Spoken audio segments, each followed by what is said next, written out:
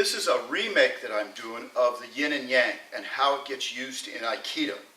This is in a two-dimensional form, which is what you see on the South Korean flag in the center of it.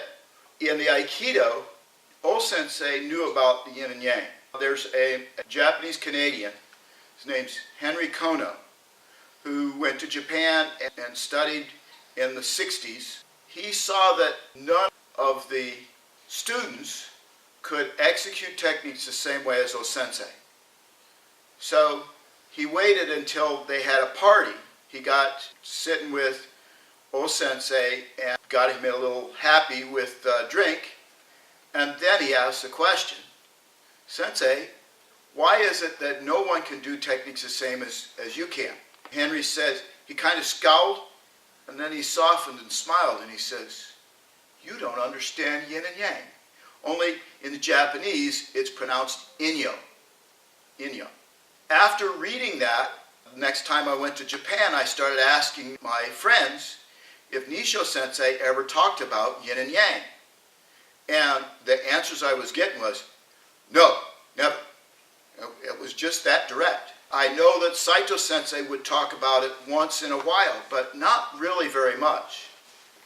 So I started studying it maybe a little bit similar to how Henry Kono has studied it. And I recognize that it's not two-dimensional, it's actually three-dimensional. Thinking about this, I think I can put this around to where it will look like that. There it starts to look about like that other one did, like the two-dimensional. So it's actually three-dimensional. What I want people to think about is what's in the center here. The yin and yang is opposites. Everything, opposites. Everything has an opposite of one type or another. It's thinking about what do these pins represent. There's a little bit of good in the bad and a little bit of bad in the good. There's those thoughts. But what happens, think of this as not just hollow, but it's solid, completely through. And so what happens when these like pins come together in the center? What does that mean? If you were thinking of just the colors, it'd turn to orange. What does that mean? It's not opposites anymore, it's everything. What is everything?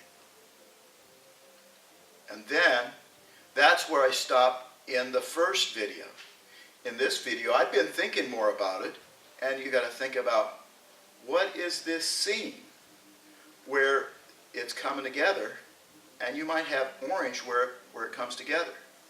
And then, what about around the pins? That would be orange as well. Thinking about, if you understand what the center is, what is that?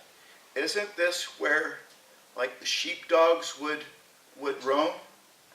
They'd protect the sheep on one side from the wolves on the other side. And then, what is this around the pins? Where do you think about 3 in 1? And I'll leave that there. Sensei would say that Aikido enhances all religions. It's not a religion of itself. It enhances all religions. If you study religions, there's a lot of similarities from religion to a religion. That they don't use the same names, but there are a lot of similar thoughts. So I don't want to beat anybody over the head with religion, so we'll call that good. I'm going to show a little bit of how it shows up in the Aikido. I'll show it with 2 techniques.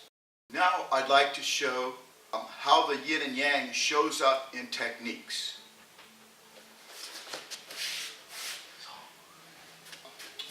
Looking at an ikkyo, Nisho type of ikkyo, here, and then up, and then down.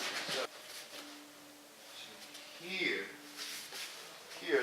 There it's following the seam of the ball. It comes down and around the front, comes back up. I'm well aware of how the Iwama does this. It would be more here, here, here, but they're going to come down like this. So here, here, and then Iwama is now going down like this. Now if he gets a step ahead and he bends his elbow, he can come around and you may eat that elbow. Another way that it's done with Iwama style that I was first taught was it comes down like this, they tree point, and then you drive this down this way. So that's, it works fine, but it's much more force. So if I use the Yin and Yang, and I come up like this, and down like that, he's already on the ground. And then it's just a matter of sit down and finish it. Another way to look at this is the way Nisho Sensei would do it, as to go to a different technique. Would be here, here, and then through the house, and it spins the ball, and comes around another way. So, looking at that a little bit closer, a little bit slower. So, this is coming up, so that's the seam rising, and then the ball spins. And now it's coming down this way, dropping, and I catch the hand, and then there's a short little curl, and the ball spins again.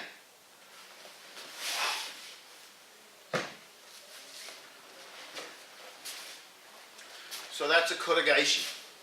I'm not sure of any other style that goes through the house like that. That was very, pretty unique to Nisho style. Thank you very much.